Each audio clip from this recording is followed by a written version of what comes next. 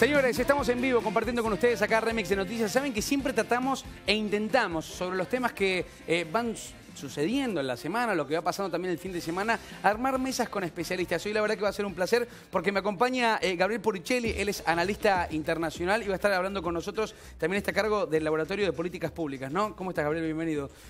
También está Natalia Golosín, que ella también va a estar hablando del aspecto legal de todo el impacto también que tiene que ver con los Panama Papers. Bienvenida, ¿cómo estamos? ¿Bien? Gracias por venir. Gracias. Y como siempre también nos acompaña Manuela Castañera, dirigente del Nuevo Más, dirigente nacional del Nuevo Más. ¿Cómo estás, Manuela? Muy bien. Bienvenida. Bueno, primero a ver quién quiere arrancar. La verdad que es un tema que ha generado mucha repercusión, sobre todo esta semana, saber que hay dos presidentes que están imputados. Si bien son diferentes las causas, hay un impacto realmente alto en la sociedad, no solamente argentina, sino también a nivel internacional. Me gustaría saber primero con vos, Gabriel, ¿qué pasa y cuál es la repercusión de los Panama Papers con el presidente actual, con el presidente de la Nación, Mauricio Macri? ¿Cuál es el impacto que tiene a nivel internacional? Bueno, según el país de que se trate, el grado de democracia que existe en cada país y el grado de movilización social alrededor de los temas de transparencia y corrupción han decidido el tono de la respuesta popular a esto. En un extremo podríamos poner a Islandia, que ya se deshizo de su primer ministro y que tuvo que adelantar las elecciones que estaban previstas para mediados del año que viene y que se van a hacer después de las vacaciones del verano. Fue una especie del fenómeno lorenzino, ¿no? Me quiero ir por la pregunta que me hicieron, esa venta a la empresa, una empresa a su mujer por $1. Bueno, fue curioso porque el ex primer ministro Gunn Laukson reaccionó así en cámara, pero cuando volvió a Reykjavik, se reunió con el presidente de Islandia para plantearle que disolviera el Parlamento. El presidente le dijo que no y el primer ministro en ese momento dijo que no quería renunciar. Mira, tenemos una placa sobre ese tema, a ver si me la podés mostrar, porque está en un diario a nivel internacional. Acá está, New York Times. Acá está reflejada directamente cómo llevaron y cómo trataron también el tema de Panama Papers.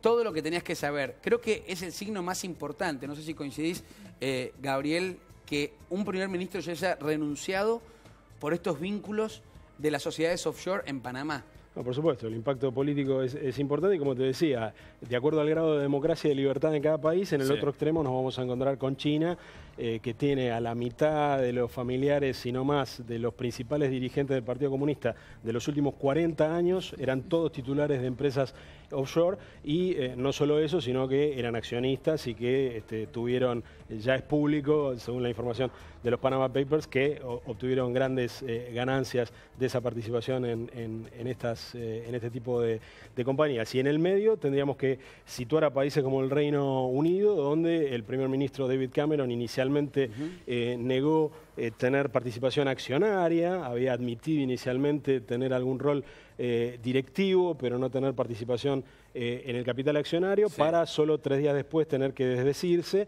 Y va a ser una semana muy interesante en el Parlamento de Westminster, en Londres, porque esta semana el primer ministro va a tener que afrontar, como es habitual cuando está sesionando el Parlamento, el periodo de preguntas y hacer frente a las preguntas de la oposición sobre este tema, que después de 3 días de negarlo, seguramente le van a generar un costo político importante. El Guardian, que es el principal diario británico que está involucrado en la difusión de aquello que se está encontrando en los Panama Papers, viene diciendo que este es el momento de el largo mandato ya de David Cameron, que tuvo un mandato completo y fue reelecto hace poco tiempo, es el momento que más cerca ha estado de poder renunciar. Yo quiero que veamos y quiero compartir con ustedes uno de los principales diarios que empezó a disparar también, como vos decías, The Guardian quizá en la cuestión británica, pero hay un diario alemán que se llama Süddeutsche Zeitung, que es el diario que empezó a publicar fuertemente el tema de los Panama Papers, donde acá figuraba Mauricio Macri, donde hemos visto que llevaba a Lionel Messi, al intendente de Lanús y a un montón de figuras argentinas que han aparecido. A Macri lo tratan muy bien los grandes medios cuando sus antecesores, bueno, se lo sometía a fuertes presiones para que deje el cargo.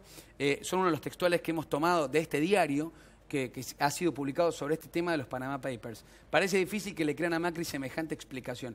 ¿Hay que creerle la declaración? No sé qué opinan ustedes. Digo, ¿cómo han recibido, Natalia? ¿Hay que creerle, la declaración de un presidente que se ha involucrado en estos papeles que han sido filtrados a nivel mundial?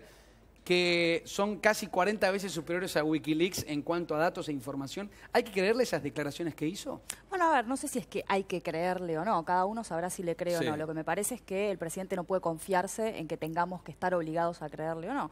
Digamos, lo que yo vine diciendo todos estos días es, sería importante que el presidente muestre los papeles, digamos, y no que se los muestre una diputada, por más que esa diputada tenga la autoridad moral que sabemos que tiene, que es la diputada Carrión, y que se los muestre la Oficina Anticorrupción, especialmente porque la legitimidad de la oficina ha venido picada, digamos, en estos últimos días por la actitud intempestiva que tuvo su titular con este tema, sino que los ponga a disposición de la sociedad de manera directa, sin intermediarios, poniendo los papeles a disposición de la prensa y que todos podamos ver si puede verificarse o no todo lo que el presidente ha dicho, digamos, que no era accionista, que la sociedad se constituyó para tener una actividad legal en Brasil, que la sociedad, si tuvo o no una ganancia, en todo caso fue declarada en el marco de las declaraciones juradas de su padre, digamos, que cada una de estas cuestiones puedan verificarse a través de documentación, porque no hay otro modo de demostrar las cosas que no sea con papeles. ¿Y cuál es el riesgo de haber omitido datos en la declaración jurada? ¿Qué puede pasar? Bueno, lo que está ocurriendo, que es que hay una investigación penal en curso por averiguación, digamos, de lo que están intentando determinar es si el presidente ha incurrido en omisión maliciosa, esto es, omitir o falsear datos en una declaración jurada, puede ser la declaración ante la FIP, que es una de las que el presidente tiene que, como cualquier ciudadano, realizar para pagar ganancias, y la otra que es la declaración ante la Oficina Anticorrupción. Esto es lo que se va a intentar determinar, si el presidente incurrió o no en esta omisión maliciosa. Y por otra parte, también está la cuestión de, bueno, ¿qué es lo que hizo esta sociedad? Más allá de si se declaró o no, ¿a qué se dedicaba? ¿Qué actividad lícita realizaba? Esto es lo otro que está investigándose en el marco de la causa penal. Manuela, a ver, primero esta semana escuchamos una declaración de, ¿quién fue? Marcos Peña, Patricia Bullrich, aclarando esta situación de los Panama Papers de Mauricio Macri. La habíamos escuchado previamente a Elisa Carrión mostrando alguna documentación y después lo escuchamos al presidente de la Nación anunciando, entre tantas cosas, que iba a ser un fideicomiso ciego, que ponía a disposición sus bienes durante todo el periodo de gobierno a cierta gente para poder administrarlo y para demostrar esta política que ellos llaman como gobierno abierto, donde ahora están impulsando esta ley para poder publicar todos los costos y todos los gastos que se hacen. ¿Cómo tomaste la declaración de Mauricio Macri después de estos Panama Papers? Lo primero que hay que decir es que el presidente dijo que está todo perfecto y acá no está todo perfecto. A ver, ¿por qué? Contextualicemos el problema de lo que se filtró sobre este presidente. La situación de los fondos offshore es una discusión a nivel internacional. Este es un escándalo mundial. Acá hay 12 mandatarios o exmandatarios implicados en esto, 5 actuales en actividad. Estamos hablando de Putin, de Rusia, de Xi Jinping en China, Cameron, que está muy endeble en Inglaterra su situación, Macri actualmente. 3 de esos presidentes integran el Consejo de Seguridad de la ONU, o sea, 3 de estos tipos que le lavan dinero afuera pueden declarar guerras. La situación es muy escandalosa. Hay otra cosa que hay que aclararle también a toda la población para que forme parte de este debate, porque hay muchos tecnicismos y a veces no se termina de entender. Dicen que constituir una sociedad en estos paraísos fiscales, donde no se pagan impuestos, hay mucho secretismo y hay muchas maneras y legislaciones flexibles para mover el dinero sin que nadie se entere, como sería todo este tema de las acciones al portador, que no son nominales y demás. Es como el préstamo de nombres para ser directores y poder blanquear plata que en el país de uno no puede blanquear. Exactamente, te crean una sociedad con otros nombres, con otra situación, te arman todo por 2 pesos, además $50, $100, o sea, muy barato, todo muy fácil, en lugares que no tienen legislación y que no se someten a dar información a otros países, ¿no es cierto? Bueno, Estados Unidos también está implicado, tiene sus paraísos fiscales al interior del país y demás.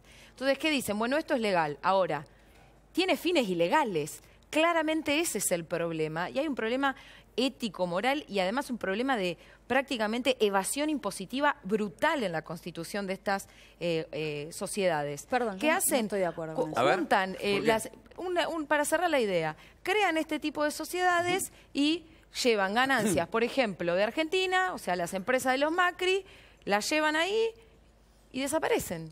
O sea, nadie las declara. ¿Por qué vos no declarás las ganancias? Y eso genera el problema político que hay en Argentina. ¿Por qué Macri no declara sus ganancias tal cual son y paga los impuestos que corresponden de esas ganancias mientras le pide a todo el pueblo trabajador que pague impuesto a la ganancia a la cuarta categoría, tarifazo y ajuste?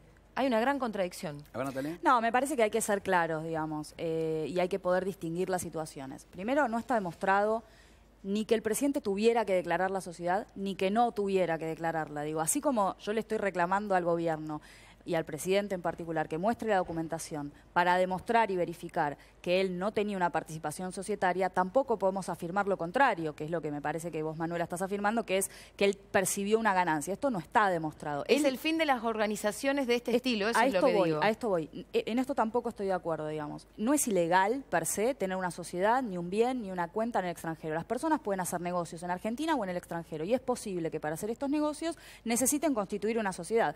Yo puedo, con fines lícitos, querer iniciar una relación de comercio exterior con Panamá, y para eso puedo necesitar constituir una sociedad en Panamá. Esto no es ilegal, no es que la finalidad de las sociedades offshore sea per se ilícita. Ahora, sí es cierto que si yo tengo una sociedad en el extranjero y esa sociedad genera una ganancia y yo no la declaro, bueno, estaría eventualmente incurriendo en una evasión impositiva. Pero esto me parece que, primero, no está demostrado, y segundo, no podemos afirmar que esto en términos generales sea siempre así. Porque es lo que dice hasta el FMI en este momento. No, o sea, la información que yo estoy diciendo es que actualmente hay un PBI entero de Argentina, o sea, entre 350.000 y 500.000 millones de dólares fugados de Argentina.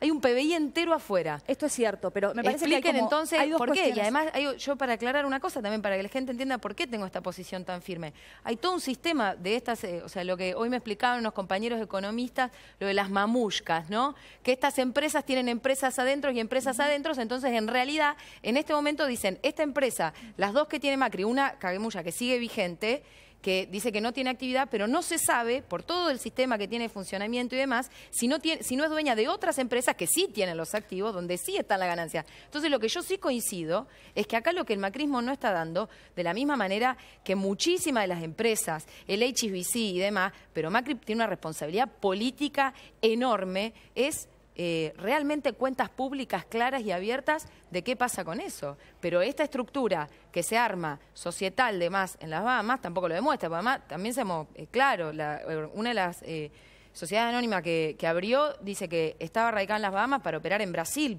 Y los mismos periodistas que filtraron la información, porque además Macri tenía esta información hace 2 meses, le hicieron esa pregunta hace 2 meses antes de liberar esta información y dicen que Macri no se la contestó. Entonces, evidentemente, vos podés hacer muchas cosas legales. Yo puedo comprar un arma y registrarla, es legal. Puedo comprar un laboratorio, es legal. Puedo comprar cierta cantidad de efedrina y es legal. Ahora, la junto toda en un lugar, entrás y me decís, ¿y para qué es esto? No está probado que sea para fines legales. Es muy sospechoso. Me parece que, entiendo tu punto, me parece que hay que distinguir dos cuestiones. ¿Es cierto que hay una buena parte del dinero de los argentinos extranjeros? Sí, es cierto. ¿Está declarado? No lo sabemos, digamos. Habrá quienes lo tienen declarado y quienes no lo tienen. Quienes lo tienen declarado no están cometiendo ningún delito. ¿Es posible que esta sea una mala política internacional, digamos, que el mundo en general tenga que hacer algo para impedir esto? Sí, es posible. Pero, digamos, distingamos lo legal de lo ilegal, ¿no es cierto? Sí, respecto a esto último que decía Natalia, es importante recordar que el G20, que es un grupo de países en el que participa la Argentina y participa el Reino Unido, para hablar 2 de los países cuyos líderes están involucrados o aparecen mencionados en los Panama Papers, tiene como uno de los puntos de su agenda terminar con las guaridas fiscales. Con lo cual, más allá de los aspectos legales que bien explicaba Natalia recién, también hay un aspecto político que tiene que ver con la responsabilidad adicional que recae sobre todos los líderes políticos que se presentan previamente a ser líderes a un cargo electivo, y más aún de aquellos que tienen responsabilidades en países que integran el G20, que tienen una agenda contraria a las guaridas fiscales, sobre ellos recae la responsabilidad política adicional que va más allá de lo que dicen las leyes, de no participar y no aprovecharse, sea legal, sea ilegalmente, mucho menos de las guaridas fiscales. Ahora, hay algo que es un dato, digo, hacia el mundo que realmente es escandaloso. Tenemos 2 presidentes, también es una expresidenta y un presidente que están imputados en causas de lavado de dinero. Y es realmente grave, por lo menos para nuestro país, a la visión del mundo, que eso también... Perdón, por el momento el presidente Macri no está imputado a una causa por lavado de dinero, ¿no? Por ahora es una causa en la que se investiga la omisión maliciosa. El fiscal también ha solicitado que se investigue... El vínculo a la investigación es por lavado de dinero, sí, ¿no? Es un escándalo ¿Por internacional. ¿Eso no? No, a ver, por ahora la imputación, si uno mira el requerimiento de instrucción del fiscal, lo que el fiscal señala es, hay que en el primer paso ver si hubo una omisión maliciosa, o sea, si no lo declaró o omitió declararlo, y después habrá que ver qué hizo esa Gracias por la corrección del término. ¿No? 2 presidentes investigados, lo voy a decir así, de una manera quizá en una figura poco legal, 2 presidentes investigados sobre causas de lavado de dinero. Cristina Fernández de Kirchner, que va a estar viajando mañana desde Santa Cruz acá, porque el miércoles tiene que prestar declaración sobre el tema de la venta del dólar futuro, que no es un dato menor. Hay una investigación que se está dando acá, que es la ruta del dinero acá, que es fuertísimo también lo que está pasando con Lázaro Báez preso, con un Fariña preso, con una investigación a Julio Devido, a más funcionarios, a la expresidenta de la Nación. Y por otro lado, esto que estamos analizando ahora. Por eso me voy a meter en esos temas. Como especialista también en cuestiones de corrupción, como abogada, ¿qué opinás que esta documentación haya sido llevada a la Oficina Anticorrupción, que está siendo manejada por Laura Alonso, que justamente es parte de Cambiemos, que ha generado mucha disputa en diferentes partidos? Este es el gran problema. Me parece que lo que debe quedar después de todo esto son algunas cuestiones de fondo. Una tal vez es la que mencionaba Gabriel, en cuanto a que el mundo tiene que empezar a pensar cómo va a regular estas cuestiones de un modo mejor. Y después hacia adentro lo que vamos a tener que pensar es que estos casos lo que muestran son las debilidades estructurales de nuestras instituciones. En este caso, por ejemplo, de la Oficina Anticorrupción. La verdad es que más allá de que la oficina tiene profesionales verdaderamente muy idóneos y muy valiosos, que además la han parido en los últimos tiempos, esto también hay que decirlo, y que deben ser jerarquizados. ¿La han parido por qué? Bueno, porque la han pasado muy mal, porque la gente que trabaja en organismos de control en los últimos 12 años la ha pasado muy mal en la Argentina, esto hay que decirlo. Hay mucha gente que se ha ido, hay mucha gente que la han puesto, digamos, a mirar la pared. No, es que es verdad, parece que en la última semana la justicia se ha despertado con un montón de causas que se vienen investigándose hace bastante, o se vienen mencionando, por lo menos periodísticamente, se vienen mencionándose un montón, y parece que en los últimos 10 días ha pasado más que en los últimos, Exacto. años. Ahora, entonces, el problema acá en concreto es, por un lado, la titular de la Oficina Anticorrupción actuó de manera absolutamente intempestiva. Digamos, yo decía en estos días, yo soy especialista en criminalidad económica y me tomó muchos días y todavía todos seguimos discutiéndolo y nos asesoramos, hablamos con contadores y demás, intentando dilucidar de qué se trata, si tenía que declarar, si no tenía que declarar. Y Laura Alonso es politóloga y a los 5 minutos tenía el caso resuelto. Esto fue, digamos, yo diría un escándalo. Lo mismo ocurrió con el caso de YPF Chevron. En lugar de sentarse del lado de la mesa de la transparencia... Que todavía no se conocen datos. Que todavía estamos esperando que alguien... Yo me acuerdo hace un par de años, digo, el gobierno anterior decía que no se iban a publicar, se mantenían bajo secreto, y el gobierno actual reclamaba que se filtraran ese dato de convenio de Chevron. Y ahora también está pasando lo mismo, digo, se ocultan. ¿Qué hay detrás de eso? Bueno, esto es increíble, ¿no? Es un negociado importante, digamos, el que hay ahí, o sea, para mantener, digamos, el acuerdo que hay con las petroleras argentinas. Argentina está, las petroleras extranjeras en Argentina, nuestro país está desembolsando unos 16.000 millones de dólares anuales. O sea, hicieron un acuerdo hace varios años que lo hizo el kirchnerismo, que eso explica por qué sigue bajando el barril y nosotros seguimos pagando más la nafta, ¿no? O sea, se hizo un acuerdo con todas esas empresas para que se queden acá. Dijeron, te voy a mantener el barril a $70, si el barril está a 40, Argentina pone la diferencia, si el barril se va a 28, que sigue bajando, entonces los usuarios y demás tienen que seguir pagando esa suba, y ese acuerdo no lo conoce nadie. ¿Por qué no era mejor estatizar empresas? Pero no se conoce nada de eso. No se conoce nada, y el macrismo tiene una política totalmente de continuidad en eso, favorecimiento a las empresas y un secretismo brutal de millones y millones de dólares que se van al año. Déjame, quiero compartir con ustedes, y obviamente con toda la gran cantidad de gente que nos está viendo del otro lado. Gabriel, quiero que prestes atención a esta nota que te voy a mostrar ahora, sobre todo vos, Diego, con tu conocimiento a nivel internacional. María O'Donnell esta semana fue a la Embajada de Estados Unidos, acá en la Argentina, a hablar con Noah Mamet, el embajador de los Estados Unidos, y esto fue lo que pasó. Él se refirió a los Panama Papers. Escuchen, miren. Ambassador, it was interesting hearing President Obama talk about tax havens after the Panama Papers, saying that this underscores the need that the tax havens are prohibited and why are they legal? They should not be legal. That's what President Obama said. That's the U.S. Government's vision. You know, President Macri was involved in one of those societies that turned out in the Panama Papers. Yeah. So I've been following it. Obviously, it's news around the world right now. So we've been reading about, I think there's 11 million documents. So it's going to take a while, I think, for experts to go through all of it. And I know President Macri and Casa Rosada addressed it immediately and directly, so I don't want to comment any further than that. But in terms of the United States, the Justice Department and other agencies, they look really closely at this to see if there is, any fraud or anything illegal going on. Having, as I understand it, having just an account overseas is not illegal necessarily. It's what happens with that. So anyhow, I know our experts and the officials, especially at the Justice Department, they're looking at it really closely. It just takes a while to get through 11 million documents. Bueno, ahí lo dijo, son más de 11 millones de documentos. Igual fue una respuesta un poco... política. Política, ¿no? Bueno, por supuesto, el embajador de los Estados Unidos, como cualquier embajador acreditado en la Argentina, tiene la obligación de no involucrarse en cuestiones de política interna, y por lo tanto siempre el tipo de respuesta que este embajador o cualquier otro puede dar es una respuesta que está muy limitada en sus términos.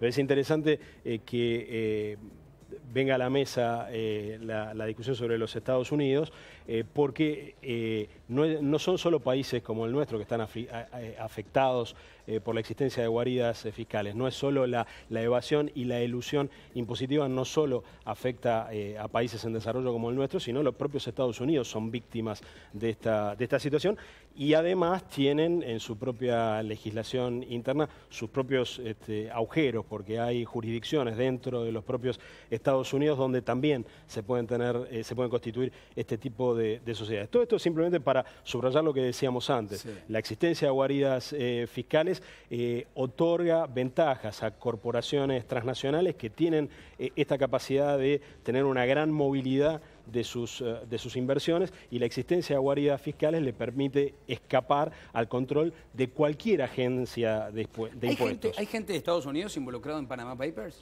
Bueno, en los documentos que se conocieron hasta ahora, lo decía el embajador Mamet, hay 11 millones y medio de documentos, así que va a tomar un periodo bastante largo de que se conozca. 250.000 son Wikileaks. La selección que hicieron hasta ahora los periodistas que estuvieron involucrados en la investigación muestra poca información sobre empresas de los Estados Unidos. Así que por ahora hay pocas, pero yo atribuiría esto a una cuestión de número y a una cuestión de los casos que han priorizado los periodistas que trabajaron con esto. En la medida que la información esté disponible a más personas que puedan trabajar sobre esos datos de manera abierta, seguramente van a aparecer capitalistas de todos los países del mundo involucrados, ¿no? A ver, un tema que me parece interesante que traía el embajador en la entrevista es la diferencia entre tener una sociedad y tener una cuenta activa y demás. Me parece que esto también hay que decirlo. Por ahora, en los casos que involucran al presidente Macri, lo que se habrían encontrado son sociedades offshore que esto de la mamushka, quiero traer de nuevo el tema de la mamushka, que me parece interesante. Porque también está bueno gráficamente, por lo menos. Es muy gráfico. Porque también esto aparece en el caso de las Arobaes, digamos. En general, una típica maniobra, digamos, sofisticada de lavado de activos es una mamushka. Hay una sociedad en Panamá que tiene una sociedad en Seychelles, que tiene un fideicomiso en Islas Vírgenes Británicas, que tiene una cuenta en el Citibank de Nueva York. Digamos, en general las operaciones funcionan. Ayer Fariña contaba, digo, en realidad uno piensa y realmente todo tiene que ver con todo. Digo, salta en Panama Papers, pero también salta esta investigación de cómo llevaban esas valijas y cómo blanqueaban los bancos de Suiza. Claro, bueno, fíjense de hecho que Mossack Fonseca, que es el estudio del cual aparece la filtración que da lugar a los papeles de Panamá, también interviene aparentemente en una serie de sociedades, más de 100 sociedades que el Grupo Báez habría creado en Nevada, y que los buitres, recuerden, todo tiene que ver con todo, ¿no? Sí. Los buitres en su momento lograron congelar activos de empresas que pertenecerían a Lázaro Báez en Nevada y que habrían sido creadas por el mismo estudio que está involucrado en los papeles de Panamá. Claro. La verdad que es un tema que obviamente, a ver, preocupa a todos, porque hay que saber y hay que conocer quién te está gobernando, quién te gobernó también, y da bronca también, ¿no? Porque hay situaciones anteriores, digo, cuando vos no podías comprar un solo dólar, saber y ver videos que se estaban llevando y contando como si fuesen figuritas de un álbum de la primaria, da bronca, obviamente, para todos. Ahora, vamos a repasar en algunas placas, algunos textuales de Mauricio Macri sobre preguntas que le hicieron referidas a los Panama Papers. Mirá. Acá está. Le dijeron, ¿qué opinión tiene respecto a la difusión de los papeles de Panamá que conmueve al país? Es una operación legal hecha por otra persona constituyendo una sociedad offshore para invertir en Brasil. Inversión que finalmente no se hizo y donde yo estaba puesto como director. La empresa es de mi padre, fue lo que respondió Mauricio Macri. ¿Qué opinas de eso? A ver, leo una más. ¿Usted cree que va a perder credibilidad para hablar de los temas de corrupción? Nada, ninguna. Este es un hecho totalmente claro y transparente. Mi padre no hizo ninguna cosa incorrecta. Declaró la DGI que iba a formar una sociedad en Panamá para invertir en Brasil. Finalmente, después no lo pudo hacer. Vení para acá. A ver qué opinas. Tener empresas offshore es oscuro. No tiene nada de transparente. Está el G20. ¿Pero estamos diciendo que es legal? No. ¿Constituirlas? No. Yo no estoy hablando de los términos técnicos de legal o ilegal. Estoy hablando del problema económico y político que hay a nivel internacional sobre la cantidad de billones, se habla de el 1% del PBI mundial que circula del mercado financiero a nivel internacional, que no paga impuestos, que no se tiene control, del cual un tercio es para fines totalmente ilegales, como el lavado por las drogas, las redes de trata, la venta de armas, y los otros 2 tercios son de transnacionales, digamos, mejor habidas que las otras fuentes. Entonces, es un escándalo internacional.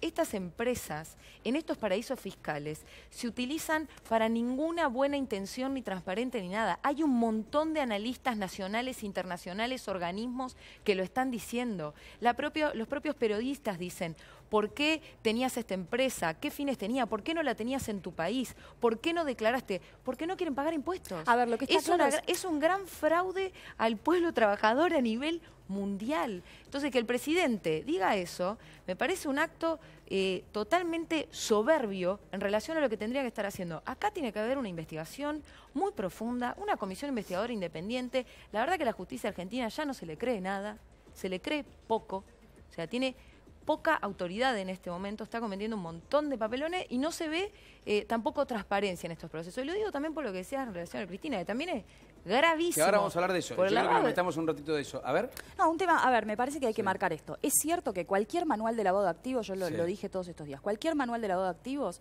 te va a mostrar que hay un riesgo mayor cuando vos tenés una compañía offshore, una empresa fantasma y un PEP.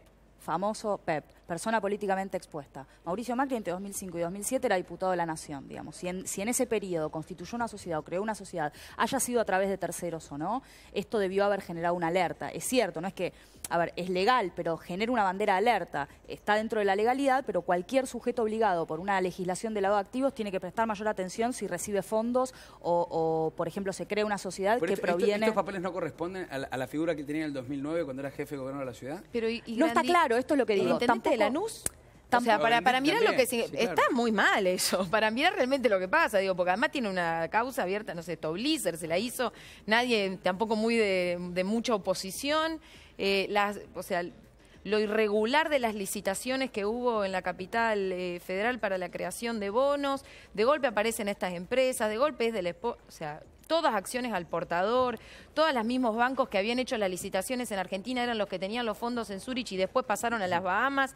Hay una operativa, el caso de Grindetti es distinto, muy clara, el caso de Grindetti es muy grave. A ver, ¿por qué? Pareciera que porque pasa lo mismo, a ver, en el caso, hablemos de otro caso, el caso del ex secretario del entonces presidente Néstor Kirchner, Muñoz, también pareciera que en ese caso lo que se han encontrado, digamos, se abrió la mamushka y había otra adentro que era una cuenta bancaria con 40 millones de dólares en Estados Unidos. Digo, eso es distinto que tener una sociedad offshore. Ahora, esto no quiero con esto justificarlo, lo que quiero decir es, va a haber que demostrar en el caso puntual, si se dice que se iban a hacer negocios en Brasil, bueno, ¿qué negocios se hicieron? La sociedad estuvo activa más de una década. Puntualmente la Fleck Trading, ¿no? Después hay otra que desde el año 81 y sigue vigente, 40 años en una sociedad fuera. ¿Para qué la tenés? La pregunta es ¿para qué? Son muy ¿Qué legítimas actividades las se hicieron? Digamos? ¿Es posible que se hayan hecho actividades legales? Sí. Bueno, muéstrenlo. Esto es lo que me parece. Ahora, muéstrenlo ¿dónde? Por un lado en la justicia, porque hay una investigación penal. Y por otro lado, directamente ante la sociedad, porque quien yo sí considero que no tiene legitimidad en este momento para resolver la cuestión es la Oficina Anticorrupción. Y después quienes debieran intervenir son los organismos competentes, la FIP, la UIF. Digo, sería interesante que alguien le pregunte al titular de la UIF qué opina de todo esto, porque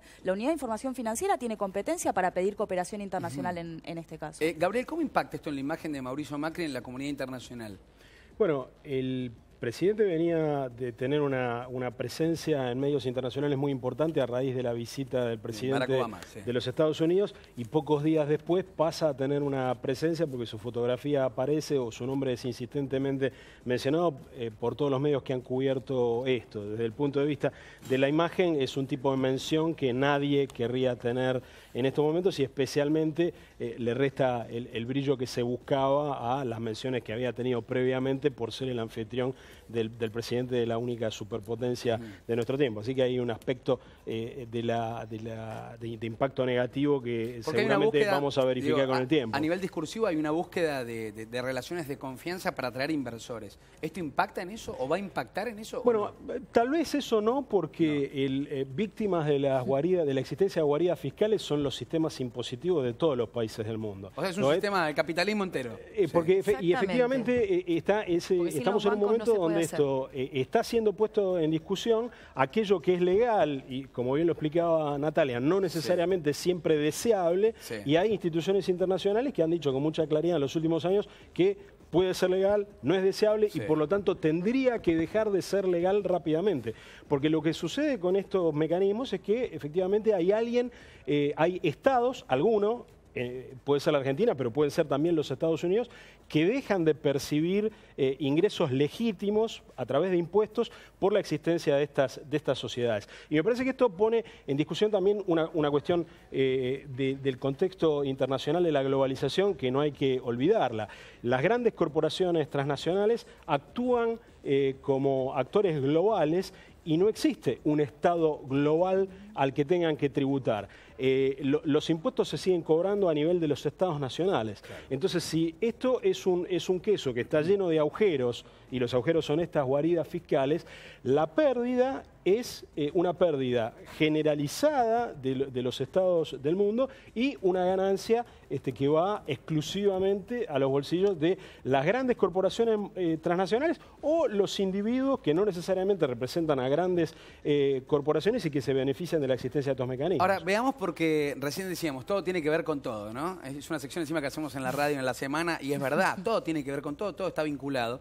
En el día de mañana la expresidenta de la Nación, Cristina Fernández de Kirchner, va a tomarse un vuelo cerca de las 7:30, donde hay esta información, desde Santa Cruz para volar a la provincia de Buenos Aires, porque el miércoles va a ser indagada. Esta semana declara Cristina Fernández de Kirchner y realmente uno se pregunta también, ¿cuál es el vínculo que puede llegar a tener la expresidente sobre la famosa ruta del dinero K? Porque también, amparado en la figura del arrepentido, quien creemos que impulsó también esta serie de allanamientos que se dieron no solamente en Santa Cruz, en Chaco, en Puerto Madero, es Leonardo Fariña, ¿no? Que mencionó a Néstor, a Cristina Kirchner, a Lázaro Báez, a Julio De Vido, a nombres que hasta hace poco, digo, se ve que estaban protegidos o amparados por un sistema judicial que se ve que no estaba activado, digo, esta investigación, o se han tomado un tiempo por lo menos. ¿Qué va a pasar con esta declaración de Cristina Fernández de Kirchner el miércoles? Bueno, hay que decir que en realidad la declaración no es en el marco de la causa de lavado de activos, sino en la causa por la venta de dólar futuro, con lo cual, bueno, digamos, son cuestiones paralelas. En el marco de la causa de lavado de activos tampoco hay una comunicación oficial, digamos, no se ha tenido, por lo menos yo no tuve acceso al requerimiento de instrucción que dicen que ha realizado el fiscal Marijuán luego de la declaración de Fariña. Es decir, digamos, hay trascendidos periodísticos de que Fariña habría mencionado a la presidenta y de que el fiscal Marijuán habría requerido que la investigación abarque a la expresidenta, pero esto no, digamos, me parece que por ahora son solo más trascendidos. ¿Con esto la van a procesar? ¿Con qué? Digo, con la causa de lavado de activos que estabas diciendo recién. Bueno, no lo sé, hay que ser prudentes y esperar a ver si primero de todo el fiscal va a tener que hacer un requerimiento de instrucción. Esto se está diciendo que esto ocurrió, hay que ver si esto efectivamente es así y luego en todo caso el juez tendrá que decidir primero llamar la indagatoria y luego decidir cuál va a ser su situación procesal en esa causa. Cristina Fernández de Kirchner a nivel internacional y estas imágenes de ver a Cristina seguramente declarando el día miércoles, va a ser una foto importante o por lo menos impactante en la República Argentina que una expresidente. ¿Tiene algo que ver, por ejemplo, con lo que esté pasando con Lula da Silva en Brasil y estos casos del petrolado con la mega corrupción? Digo, está todo linkeado realmente, ¿eh? Bueno, son situaciones que efectivamente involucran dineros públicos, involucran potencialmente corrupción, pero son mecanismos que tienen algunas diferencias. En el caso brasileño en particular, hay un modo de relacionamiento del Estado brasileño con las grandes empresas constructoras que tiene ya más de 40 años. Son las grandes empresas constructoras, Camargo Correa, Odebrecht, que luego se han diversificado y no son ya más simplemente compañías constructoras, deben gran parte de su crecimiento y de su transformación en esto que se llaman las multilatinas, es decir, las transnacionales de origen latinoamericano, y donde la relación estrecha de favorecimiento sistemático de estas empresas por parte del Estado brasileño ha sido la norma durante 40 años. Recién, en los últimos años, algunas investigaciones, incluyendo la investigación sobre el lavallato, empieza a poner la lupa sobre un tipo de relación entre el Estado brasileño y las empresas que se consideró durante muchísimos años normal. En esta vamos a disentir. Yo creo que la Argentina en esto está, digamos, está a la par que Brasil. No, decía yo simplemente la descripción, efectivamente en el caso de la Argentina también hay un favorecimiento, también hay un favorecimiento. Yo lo decía por la comparación que él proponía respecto del caso particular de la presidenta Fernández de Kirchner y lo que se está investigando en Brasil. Efectivamente en la Argentina lo que en Brasil son Odebrecht y Camargo Correa, nosotros lo conocemos conocemos hace muchísimos años, genéricamente con este término que recordaba Natalia, de la patria contratista. La segunda cuestión tiene que ver con un tema que hoy afecta a Brasil, pero que potencialmente puede afectar a cualquier país de América Latina, y que tiene que ver con una cuestión del derecho constitucional y de la teoría política. La mayoría de nuestros países copió su constitución de los Estados Unidos. Los Estados Unidos promueven esta noción del gobierno dividido, de que el control de poderes deviene de una constitución que permite tener un gobierno de un color y un parlamento de otro. Nosotros en la Argentina estamos recién viviendo esta experiencia hace pocos meses, no es lo más común que ha sucedido en la Argentina, pero la Constitución argentina, muy parecida a la norteamericana, muy parecida a la brasileña, brinda la oportunidad de que esto sea así. En el caso de Brasil, ningún gobierno, desde el advenimiento de la democracia en Brasil en 1985, ha controlado el Parlamento, con el agravante de que Brasil tiene un sistema por el cual, de preferencias, por el cual los que llegan al Parlamento no llegan por listas de los partidos políticos, sino que son votados individualmente. Con lo cual, cualquier congreso brasileño, cuando empieza, se encuentra con, de los 500 y tantos miembros que tiene, tal vez con 200, 250 que tienen alguna participación en un partido y que por lo tanto están inclinados a seguir alguna disciplina de partido, que en este caso deberíamos considerar una cosa buena, mientras que hay 250, 300 que sistemáticamente en cualquier gobierno brasileño están ahí, no diría que principalmente, pero en buena medida solo para hacer negocios. Lo que está saltando en Brasil en este momento es cómo se consiguen y cómo se consiguieron durante 30 años en Brasil mayorías parlamentarias. Déjame bajar nuevamente a la República Argentina. No es un dato menor, digo que en 24 horas tengamos la foto de Cristina otra vez volviendo acá a Buenos Aires. Previo a lo que va a ser una declaración el día miércoles, esto es por la venta del dólar futuro. ¿Cómo lo sentís vos y cómo ves esa foto o ese video de Cristina llegando acá ya como expresidenta y encima ante una declaración tan importante? Sí, yo me quiero detener un poco en la declaración que va a ser mañana, día lunes, por el problema del lavado de dinero, porque lo otro del dólar futuro, habrá que ver, pudo haber sido una medida de gobierno, además es, digamos, dos situaciones distintas. Ahora, lo que tiene que ver con lo de mañana es, la verdad que es escandaloso, porque sin ser abogado, tener muchos elementos, detenerse mucho en la causa, vos podés ver que, suponiendo, ¿no? 10 años como cargo de presidente, ponele 180.000 pesos promedio por mes, es el sueldo de un presidente, sumás 10 años, ponele 18 millones de pesos, uno solo de sus hoteles sale mucho más que 18 millones de pesos, estamos hablando de varios millones de dólares. Entonces, ¿cómo se explica que alguien que estuvo al frente de la función pública hoy sea multimillonario? Hay un interrogante ahí, entonces eso hay que investigar, o sea, es muy complejo eso. Y me parece que por distintas vías, el macrismo y el kirchnerismo están teniendo el mismo problema. Por ahí el kirchnerismo muy del lado de sacar dinero del Estado, generar esas cosas. El macrismo me parece por evadir impuestos, hacer negocios con empresas y demás, pero hay una sensación entre muchos trabajadores que tienen mucha bronca porque ven que están todos podridos, porque ven que todos roban. Y esos trabajadores tienen razón, porque hay otro elemento en la actualidad argentina que decía al principio, y es que ellos roban, están bárbaros, te dicen que es legal tener una empresa, que no está todo perfecto, una soberbia impresionante, pero el viernes vos empezaste a pagar, la SUBE no te sirvió más para el bondi, tenías que usar la American Express, era el chiste, para pagar el transporte. El gas te sale un montón más. El impuesto a las ganancias, Cristina te decía que eras un obrero aristócrata si querías que te saquen el impuesto a las ganancias. Y Macri dice que todos tenemos que pagar impuestos, pero no los paga. ¿Cómo es eso? Hay una gran contradicción entre los beneficios que esas clases dominantes vienen teniendo de esos partidos tradicionales y la realidad de los trabajadores.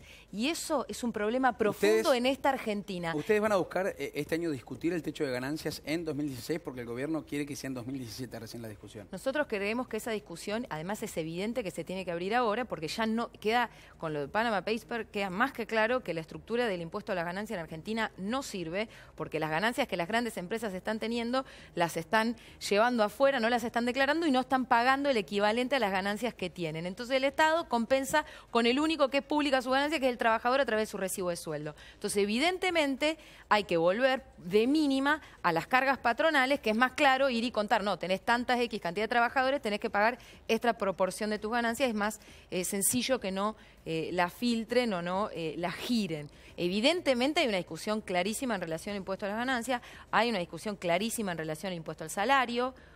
15%, no sé si sabés, el lunes hubo paro, estuvimos hablando el mes pasado, el paro docente importantísimo que hubo el lunes, además hubo mucha bronca entre los auxiliares de las escuelas. Yo les quiero poner un ejemplo, 8.000 pesos cobran los auxiliares, les descontaron el 80% del sueldo por haber ido a paro 3 días, Tremendo. Hubo auxiliares que cobraron 2.000 pesos, una ola de bronca en las escuelas, que te descuenten 6.000 pesos por un paro de 3 días. Andrea Dopazo, la trabajadora del Posadas que estuvo acá sentada, que no se olvidó de contar, cobra 8.000 pesos. Trabajadores del Posadas cobran 8.000 pesos. Esa gente, ¿cómo está hoy? No está bien, no está conforme. Sí, cuando Y pasa- encima sube todo. pero- Entonces, esa pero es la contradicción que me parece que Cuando van a uno- tener que controlar Cuando ahora. uno pasa de esa cifra a saber, lo que está denunciando Bonadío, que la operatoria de lo que fue la venta de dólar futuro le generó una pérdida al Banco Central de más de 77.000 millones de pesos.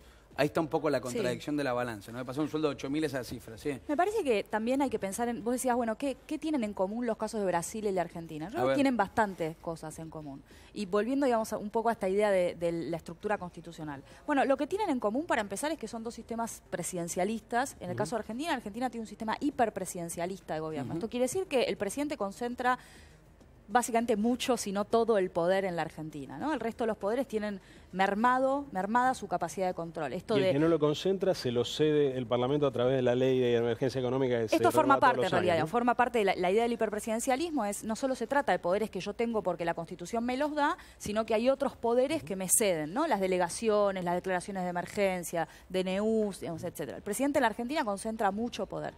Está demostrado empíricamente en el mundo, en la academia se ha demostrado empíricamente que los sistemas presidencialistas son más corruptos y los sistemas con sistema electoral de lista cerrada y representación proporcional, los de representación proporcional son más corruptos que los sistemas mayoritarios y los de lista cerrada, como Brasil, son menos corruptos que los de lista abierta, como es el de la Argentina. Eso por un lado. Entonces, el sistema institucional en la Argentina a nivel pico, digamos, Constitución Nacional, tiende a generar mayor corrupción. Y después, ¿qué tienen en común? Tienen en común un sistema de obra pública, digamos, obsoleto. Es impresentable que Argentina esté planteando en la actualidad que va a ser la más ambiciosa obra pública de la historia con una ley de 1947. Yo quiero que sepan esto. Argentina, la ley de obra pública que tiene es de 1947. Yo quisiera que el ministro Frigerio explique cómo va a ser esta obra pública de manera transparente, sin corrupción. Con participación ciudadana, con control de los ciudadanos, con una norma de 1947. A mí no me alcanza que me digan que van a hacer un sitio de gobierno abierto, que es muy bonito para los bancos multilaterales. ¿No lo ves bien? A ver, no alcanza, digamos, no nos quieran vender que esto va a resolver el problema. El problema es mucho más profundo. La razón por la cual tenemos a Lázaro Báez, digamos, en el marco de esa causa, aparentemente, digamos, este es el planteo hipotético de que estaban lavando dinero proveniente de la corrupción en la obra pública. Y es la misma razón por la cual vamos a tener casos similares dentro de 4, 5, 10 años y por la cual tuvimos hace 10 años los casos que tuvimos. Digamos, el sistema de obra pública y de compras públicas en la Argentina es muy precario, hace escuela en la región por lo malo que es. Argentina es uno de los 3 países de toda América Latina y América Central, Argentina, Perú y Venezuela, que no tienen ley de compras. Nosotros justamente tenemos un decreto delegado de la Rúa en el año 2001, dijo, acá se compra así, porque a mí me gusta que se compre así. No tenemos una ley emanada del Congreso de la Nación. Entonces es hora de que nos digan cómo van a hacer para cambiar, para hacer los cambios profundos. Contame que un poco, necesitamos. digo, es interesante lo que estás planteando, Natalia. ¿Qué va a pasar con Lázaro Báez? En la causa penal, Digo, bueno, no lo sé, hay que esperar, digamos. ¿Cuánto tiempo, puede seguir detenido de esta forma? Bueno, por ahora solo lo han indagado. El juez tiene en principio 10 días para resolver su situación procesal, si lo procesará o no, y habrá que esperar. Y en el momento en el que decida su procesamiento o su sobreseimiento o la falta de mérito, tendrá que determinar también cuál es la situación de su libertad, si va a continuar, digamos, con... Porque también hay una declaración fuerte, de su exmujer, y obviamente ahora uno entiende que empiezan a salir los trapitos al sol de todos, que su propia mujer dijo que si tocaban a su hijo, a Martín Báez, iban a saltar todos, iban a salpicar todos. Digo, si de acá hay algo que nos tenemos que empezar a enterar, o algo que obviamente la justicia tiene que empezar a investigar, o por lo menos a publicar, porque son, cosas que nos involucran a todos. Si te afanaron la guita, nos afanaron la guita a todos, los que pagan impuestos, a vos que pagás impuestos todo el tiempo, a vos que te descuentan el impuesto a las ganancias, a vos que, depositas permanentemente parte de tu sueldo del laburo y que te la afanen así como si nada, obviamente que da bronca. Pensá que hay un tema también, ¿no?, que hay que entender. La corrupción no solamente implica que hay dinero que sale de las arcas del Estado o que no entra cuando tiene que entrar. La corrupción mata, esto hay que decirlo así de claro. Me parece que esto la sociedad lo ha entendido después de la mal llamada tragedia día de 11. Sí. Pensemos que hay 2 secretarios de transporte condenados por corruptos en una causa en la que murieron 51 personas que viajaban en tren, digamos. Se murieron porque hubo 2 personas que se llevaron dinero a los bolsillos. Que gastaron 100 millones de euros en trenes obsoletos. Me parece que marcas algo muy importante y quisiera hacer una reflexión al respecto, porque en general, en esos momentos donde, hablando de lo que está el sistema judicial y demás, en esos casos, justamente que se obtuvo algo de justicia, fue por una movilización importantísima. Hubo familiares, marchas, movilizaciones, tanto por lo de Cromañón como por el caso de 11. Entonces, lo que está evidenciando es que lo que necesita la sociedad argentina también para hacer valer sus derechos es salir a la calle. Porque evidentemente pasa con el Congreso, con el impuesto a las ganancias, que hay como 15 proyectos, la discusión sobre la pobreza, 25 proyectos más, vamos a ver, vamos a patearlo. O sea, todo lo que sea para beneficiar a los empresarios, el macrismo lo hace por decretazo, lo que tenga que ver con los trabajadores y los sectores populares grandes y largos debates en el Congreso. Entonces, lo que creo que hay en el medio de hacer una síntesis es salir a la calle. El 29 de abril, la dirección sindical tradicional de Moyano y compañía, que venía muy amigo, demasiado amigo de este gobierno, inclusive Fernández de la UTA, avaló el aumento del 100% del transporte, lo que me parece escandaloso. Se aprestan a llamar a digamos, para el 29 una movilización. Me parece que el 29 lo que tiene que haber es un paro. Porque si no hay un paro, si realmente no se paraliza todo este país, no va a haber una respuesta. Evidentemente los sectores dominantes y el Congreso están dándole mucho la espalda al pueblo trabajador. Manuela, para volver sobre el tema de la corrupción, quería agregarte esto.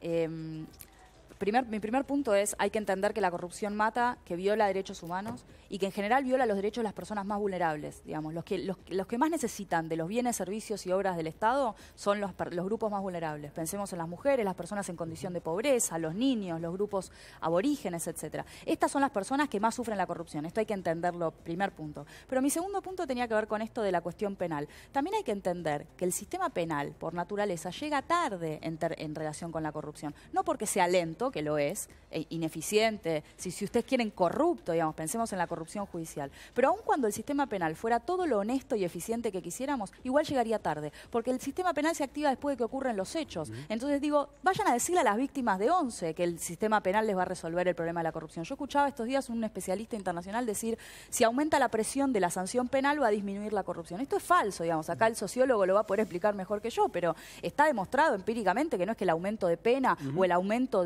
digamos, de la presión en cuanto a la efectividad de la sanción va a hacer que haya menos delito, en este caso delitos de corrupción. Pero aún así, lo cierto es que el sistema penal llega tarde, las personas ya estaban muertas. Lo que tendríamos que haber hecho como país, en donde fallamos, fue no llegar antes, digamos. Algo salió mal, algo salió bien como país, digo, porque no creo que todos tengamos la misma responsabilidad sobre eso. Me parece que sí, las clases dominantes tienen una clara responsabilidad, sí me parece que hay responsabilidad de los gobiernos, del gobierno ejecutivo, como sucedió en el caso de Cromañón, del gobierno de la Ciudad de Buenos Aires, de Aníbal Ibarra, de toda su compañía, que tenían la potestad y tenían el deber de controlar lo que no controlaron. Entonces, me parece que no hay solo un problema social, hay un problema de una clase, que es una clase gobernante, que esa estafa a la clase de abajo, que es lo que estamos viendo ahora y por eso genera tanta bronca, porque mientras ve que se fugan el dinero para no pagar impuestos, a vos te matan con impuestos y tenés un malestar bárbaro porque no llegás a fin de mes, encima si salís a luchar te quieren amedrentar y descontarte todo.